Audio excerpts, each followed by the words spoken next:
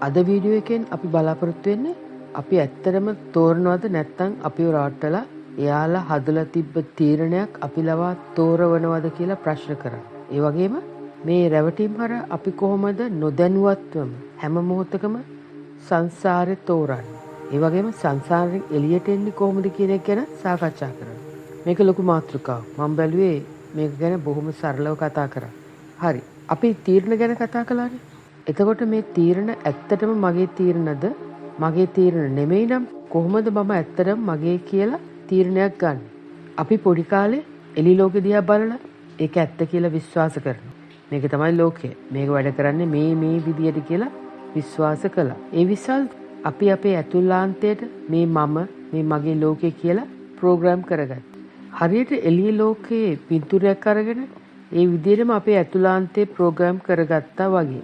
මීට ඉස්සෙල්ලත් අපි කතා කළා අපිට අපි කවුද කියලා මතක නැති හින්දා අපි ලෝකෙ දකින්නේ કૃතිම දැකීමකින්. ඒ හින්දා අපි හැමෝම මේ එළියේ තියෙන හැම දෙයක්ම ඇත්තයි කියලා විශ්වාස කරනවා. ඒකට අපි ඔක්කොම එකඟ වෙනවා. ලෝකය මෙහෙමයි මේ විදිහට වැඩ කරන්නේ කියලා සම්මුතියකට එළඹෙනවා. මුළු ලෝකෙම හැම රටක්ම හැම පුද්ගලයෙක්ම ප්‍රධාන සංකල්ප ටිකකට ඇග්‍රී වෙලා. ඒක තමයි අපේ ප්ලැනට් එකේම ෆවුන්ඩේෂන් එක. ඊට පස්සේ රටින් රටට, ජාතියෙන් ජාතියට එක එක සංස්කෘති ආගම් වලට අනුව ඒ පුද්ගලයෝ ඒ කණ්ඩායම් ඒ හදාගත්ත සංකල්ප වලට එකඟ වෙනවා. සම්මුති වලට ඇවිල්ලා ඒව ඇත්ත කියලා පිළිගන්නවා. මේක තමයි අපි ඇත්ත කියලා ප්‍රෝග්‍රෑම් කරගන්නේ. මේ අපි හදාගත්ත සම්මුති සත්‍ය. මේ විශ්වයේ සදාතනික සත්‍ය නෙමෙයි. හැබැයි පොඩි කාලේ ඉඳන්ම අපි දන්නේ මේ සම්මුති සත්‍ය විතරයි. අපි දන්නේ නැහැ ඊට වැඩිය උසස් විශ්වයේ සත්‍යයක් තියෙනවා කියලා. ඒ හින්දා පොඩි කාලේ ඉඳන් දැන් වෙනකම් මේ අපි ඔක්කොම මුළු ලෝකෙම අපි එළිය දිහා බල ඒක වැඩ කරන්නේ මෙහෙමයි කිය විශ්වාස කර අපි අපේ ඇතුළාන්තරේ ප්‍රෝග්‍රෑම් කරගන්නවා. මේක හරියට අපි දකින හොඳට පාට කරලා අපිව රවටන බෑඩ් ඇඩ්වර්ටයිස්මන්ට් එකක් වගේ. අපි ඇඩ් එකට රැවටිලා බොරු බඩුවක් අරගන්නවා. ඒ වෙලාවට ඒක හොඳයි වගේ. නමුත් ඇත්තටම ඒක අපිට හානිදායකයි. හොඳට බැලුවොත් මුළු ජීවිතේම ප්‍රීසෙට් කරපු ඇඩ්වර්ටයිස්මන්ට් සෙට් එකක් නේද? අපිට කියපු හැම දෙයක්ම විශ්වාස කරලා පිළි අරගෙන ඒ සංකල්ප ඒ බඩු අපිට ගැළපෙනවා කියලා අරගෙන පාවිච්චි කරනවා. ඒ කියන විදිහට අපි ජීවත් වෙනවා. ඉතින් මේ ලෝකේ පොඩි කාලේ ඉඳන්ම අපිට කියලා දෙනවා, පෙන්නනවා මෙන්න මේ විදිහට තමයි ජීවත් වෙන්නේ. ඔයා දැන් ඉස්කෝලේ යන්න ඕනේ, ඉගෙන ගන්න ඕනේ, මහන්සියල වැඩ කරන්න ඕනේ, විභාග පාස් වෙන්න ඕනේ. ඊට පස්සේ අපි කියලා තියෙන මේ જાතිය ජොබ් එකක් තෝරගන්න ඕනේ. අපි හිතමු දරුවෙකුට ආසාවක් එනවා, එයාට දැනෙන දෙයක් කරන්න, ඒක තුළින් ඉදිරියට යන්න. නමුත් ඒකට සපෝට් කරන එන්වයරන්මන්ට් එකක් නැහැ. සමාජයෙන්, පවුලෙන් උනත් එයාට උදව්වක් ලැබෙන්නේ නැහැ. එයා කැමති දේ කරන්න. එයාට වෙනවා අර හදලා තියෙන ප්‍රී ප්‍රෝග්‍රෑම් පාරක් රස්සාවක් තෝරගන්න. හොඳට බලන්න හැම දෙයක්ම මීට ඉස්සෙල්ලා හදලා ලෑස්ති කරලා තියෙනවා. ඒ ලෑස්ති කරපු ගොඩෙන් එකක් තමයි අපිට තෝරන්න වෙන්නේ. අපිට හොඳට ජීවත් වෙන්න, මුදල් හම්බ කරන්න, සමාජයේ ගෞරවය ලබා ගන්න පුළුවන් මේ රස්සාවන් කළොත් විතරයි. අනික ඒව කරන්න එපා කියන තැනට අපිව පොළඹවනවා. පුංචි කාලේට ගිහිල්ලා අපි බැලුවොත් ඒ අපේ තේරීම ඇත්තටම අපේ කැමැත්තෙන් කරන තේරීමක්ද නැත්නම් සමාජය තුලින් හදලා තියෙන සිස්ටම් එකකට අනුව ඒ අවශ්‍ය විදියට අපිට තෝරන්න පොළඹවනවාද කියලා හොඳට බලන්න. ඔයා දොස්තර කෙනෙක්, ඉංජිනේරුවෙක්, ලෝයර් කෙනෙක් වෙන්න අනිකේ වෙච්චර හොඳ නෑ. ඒක පවුලෙන් සමාජයෙන් ලෑස්ති කරලා තියෙන්නේ. ඒක පෙළඹවීමක්, රැවටීමක්. එතකොට අපේ ඩ්‍රීම්ස් ගෝල්ස් අපේමද නැත්නම් සමාජයට අනික් අයට ඕන ඩ්‍රීම්ස්ද? අපි හිතනවා අපි තේරුවා කියලා. ඒත් අපි ඇත්තටම තෝරලාද කියලා හොඳට ප්‍රශ්න කරන්න ඕන. අර ආටිස්ට් වෙන්න හිටපු දරුවා ආටිස්ට් කෙනෙක් වෙන්න අම්මලා තාත්තලා සමාජය ඉඩ දුන්නා. සමාජ තත්වයට, මුදල් අවශ්‍යතාවයට, සමාජයේ පසුබිම හදන්න, සමාජයට ඕන තීරණ ගන්න පොළඹවනවා, පුෂ් කරනවා. අපේ අර ඇතුලෙන් තියෙන ආසාව, අපේ නැචරල් ගිෆ්ට් එක එළියට දාන්න දෙන්නේ නැහැ. ඒක සප්‍රෙස් කරනවා. අපිට සර්වයිව් වෙන්න ඕන නම් එයාලා කියන ඒ වෙනුවට ඊට වැඩිය හොඳ ඩ්‍රීම් එකක් අපිට විකුණනවා. හොඳට බැලුවොත් එහෙම අපේ ඒ තීරණ අපේ සර්වයිවල් එක සඳහා ගත්ත තීරණයක් මිස විශ්වයට අවශ්‍ය තීරණයක් නෙමෙයි. මේ සමාජයෙන් අපිට කියනවා මෙච්චර කාලයකදී අපි ඉගෙනගෙන ඉවර වෙන්න ඕනේ. ඊට පස්සේ අපි රස්සාවක් කරන්න ඕනේ. මේ වයසේදී ගැණු ළමෙක් නම් විවාහ වෙන්න ඕනේ. ළමයි හදන්න ඕනේ. එක දේවල්. එකක්වත් අපේ තීරණ අපේ අදහස් නෙමෙයි. මේ වගේ ජීවිතේ එන හැම තීරණයක්ම ජීවත් වෙන ක්‍රමයක්ම සංකල්පයක්ම අපි ඇත්ත කියලා පිළිගෙන එළියෙන් ගත්තු දේවල් එකක්වත් අපේ නෙමෙයි. මේක සමාජය අපිට තීරණය කරන්නේ. අපි නෙමෙයි. මේ සමාජය හදලා තියෙන්නේ යාන්ත්‍රණයකට. අපි විරුද්ධ වුණොත් එයාලා අපිට ලැජ්ජ කරනවා. අපේ වටිනාකම අඩු කරනවා. අපි මේ ක්‍රමයට විරුද්ධව යන විනාශකාරී බලපෑමක් විදිහට තමයි ඒගොල්ලෝ දකින්නේ. එක එක ක්‍රම හදා අපිව බලෙන් හරි පෙළඹවීමෙන් හරි ඒ යාන්ත්‍රයට ආපහු දානවා. මොකද අපේ ප්‍රධාන ප්‍රශ්නය තමයි සර්වයිවල් එක. අපි එළිය තුලින් යැපිලා ජීවත් වෙන්න, සර්වයිව් වෙන්න දඟලන කට්ටියක්. ඒ හින්දා අපිට මේ හදාගත්ත ලෝකයේ ක්‍රමයට නැවෙන්න වෙනවා.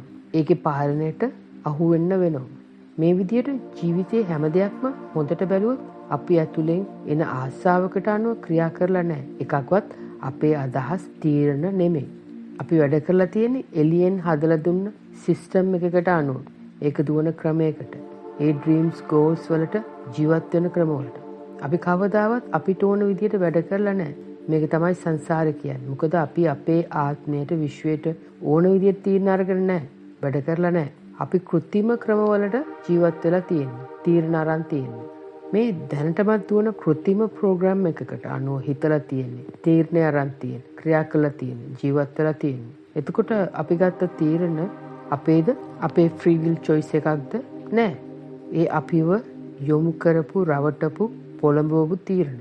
අපි හිතනවා මම තීරණයක් ගත්තා කියලා. ඒත් ඇත්තටම ඒ සමාජයට ඕන තීරණයක් මම අරගෙන තියෙන්නේ. ඒ හිතට ආපු අදහස මගේ, ඒ මගේ තීරණය කියලා විශ්වාස කරලා ඒකට අපි තමයි බලය දෙන්නේ. ඒ බලය දුන්නයින් පස්සේ තමයි ඒක ක්‍රියාවට නැගෙන්නේ.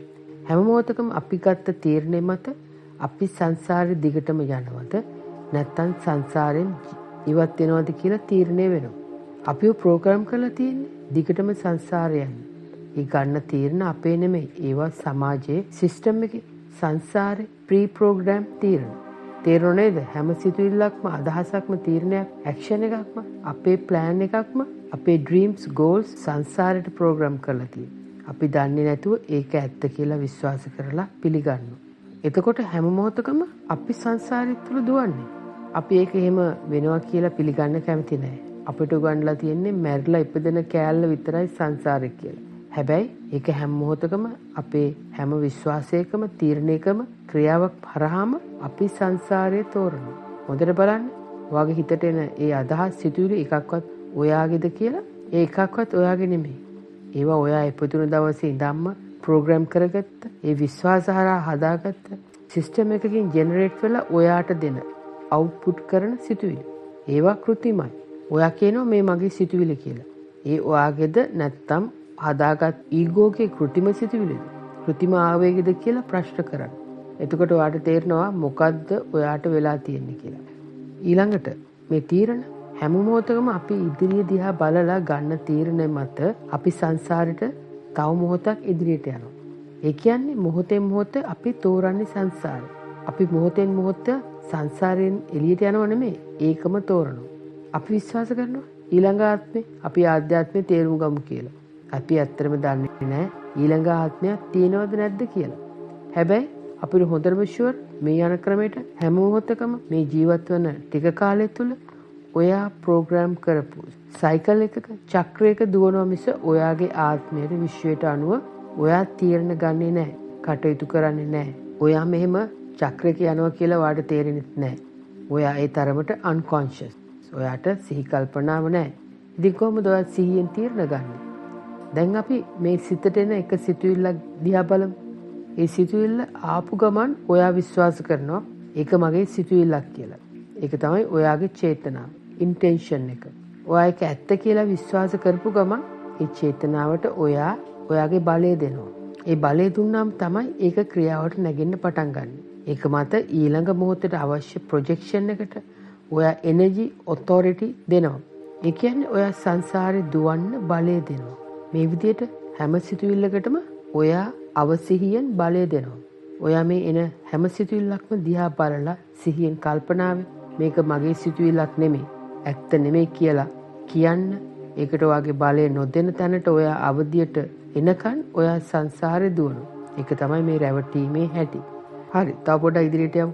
අපි තුමු ජීවිතේ අපි මොකක් හරි දෙයක් ප්ලෑන් කරලා ඒක ඒ විදිහටම වෙන්න ඕනෙම කියලා පාලනය කරනවා. ගොඩක් මහන්සි වෙලා මේ ප්ලෑන් එකේ විදිහට අපි ක්‍රියා කරනවා. අපි මේකෙන් බලාපොරොත්තු වෙන්නේ මොකක් හරි ජීවිතයේ දෙයක් වෙනස් කරගන්න, ලබා ගන්න.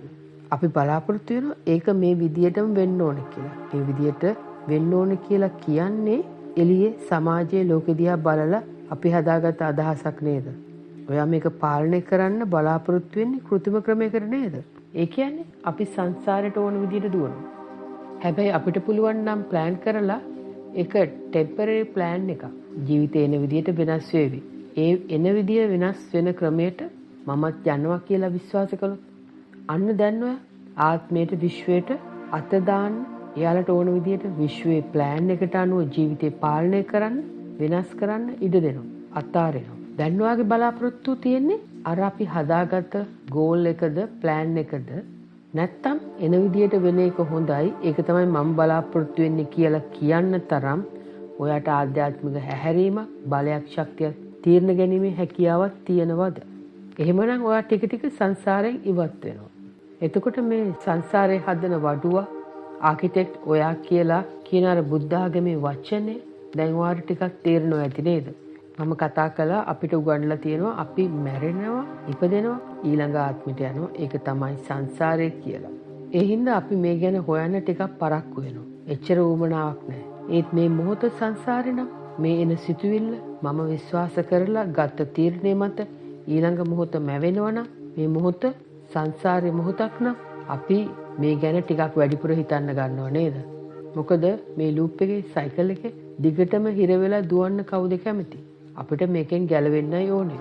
දැන් බලමු මේ මොහොත සංසාරේ හරහා ආපු මොහොතක් නම් එතකොට මේ මොහොත සංසාරයෙන් ඉවත් කරගන්න නම් මේ මොහොතේ අපේ හිත තුල සිහිය කල්පනාව තියෙන්න ඕනේ. එතකොට මේ මොහොත සංසාරේ මොහොතක් වෙන්නේ නැහැ. මෙතන ප්‍රධාන දේ තමයි මේ මොහොතට හිත හැරව ගන්න. සී කල්පනාව ලබා ගන්න. එහෙම කළොත් හැම මොහොතකම අපිට පුළුවන් අපේ චේතනාව, අපේ තීරණය විශ්වයට අනුව ගන්න. එතකොට අපි සංසාරයට යන්නේ නැහැ. ආධ්‍යාත්මික අවධිය කියන්නේ සී කල්පනාව ලබාගෙන මේ මොහොතේ සිහිය පිහිටුවීම. ඒකට අපි දිගටම විපස්සනාව පාවිච්චි කරනවා. එළිය ලෝකෙ දිහා බලාගෙන ඒක විඳින ගමන. එළිය ලෝකයේ වෙන දේ ඒ විදිහටම පිළිගන්න. එළිය ලෝකයේ විනිශ්චය නොකර ඒක සමග ගැටෙන්නේ බැඳෙන්නේ නැතුව අපි ඇතුළට එන්න ඕන. ඇතුළට ඇවිල්ලා අපේ හිත තුල තියෙන සීමාකාරී විශ්වාස ලිමිටින් බිලීව්ස් මොනවද කියලා හොයා ගන්න ඕන. මේ සීමාකාරී විශ්වාස වලට අපේ හිත හිර වෙලා තියෙන්නේ. ඒවා තමයි යටිසිතේ හැංගිලා තියෙන්නේ. මේ තමයි කෘත්‍රිම ප්‍රෝග්‍රෑම්ස්. මේ ප්‍රෝග්‍රෑම්ස් තමයි සංසාරයේ කියන චක්‍රය දුවවන්නේ. අපේ සිත ප්‍රෝග්‍රෑම් එක තුල එළියට එන්නේ නැතුව දිගටම දුවනවා, ලූප් වෙනවා. අපි මේ යටිසිත තුල දුවන සීමාකාරී විශ්වාස වෙනස් කර කර සිත අවදි කරනකොට සිත තුල සීකල්පනාව අවදි වෙනවා. එතකොට මේ ක්‍රියාවලිය අපි දිගටම කළොත් අපිට පුළුවන් අපේ සිත තුල සිහිය අවදි කරගන්න. මේ මොහොතේ සිහිය ගන්න. එතකොට අපේ සිතුවිලි, අපේ චේතනාවන්, අපේ තීරණ සංසාරයෙන් එළියට එන්න ගන්න තීරණ වෙනවා. එතකොට අපි සංසාරය කියන ප්‍රෝග්‍රෑම් එකෙන් එළියට එනවා. අපි හැරෙනවා. මේ කියපු කතාව විශ්වාස කරන්න අමාරුයි. ඒක විශ්වාස කරන්න කැමති නැති කට්ටිය වැඩි. මොකද එයාලා පොතක ලියලා තිබුණු කවුරු හරි කිව්වයි කියපු දෙයක් සම්මුති සත්‍යයක් සදාතනික සත්‍ය කියලා විශ්වාස කරගෙන ඒක පිළි අරගෙන ඒක පස්සේ යන කට්ටිය. හැබැයි අපිට අවශ්‍ය සම්මුති සත්‍ය ප්‍රශ්න කර කර ඒක ඇත්තදයි කියලා අහලා ඒක අපි පාවිච්චි කරලා අපි තුලින් ජීවත් වෙලා අපි තුලින් හොයාගන්න සදාතනික සත්‍ය අපිට කියන්න ඕනේ. ඒක තමයි ඇත්ත. අපි හැම වෙලෙම ප්‍රශ්න කරන්න ඕනේ මේ කියන දේ සදාතනික සත්‍යද සම්මුති සත්‍යද? පොතක ලියලා තිබුණයි කියලා ඒක ඇත්තමද නැත්නම් අපි නොදැන අපි අපිව රවටා ගැනීමක්ද? ඉතින් මේ වගේ දෙයක් විශ්වාස කරන්න අමාරු වුණාට අපි මේක ප්‍රශ්න කරන්න ඕනේ. මේකේ ඇත්තක් තියෙනවා නම් ඒක අපි ගන්න ඕනේ. ඉතින් ඔයාලා තීරණය කරන්න මේක ඔයාලට ගැලපෙනවද නැද්ද කියලා. අපි ඊළඟ වීඩියෝ වල ආධ්‍යාත්මික අවධියට අවශ්‍ය සංකල්ප තවදුරටත් කතා කරමු. ඔයාලා මේ වීඩියෝස් වලට කැමති නම් ලයික් කරන්න, ෂෙයා කරන්න, කමෙන්ට් කරන්න.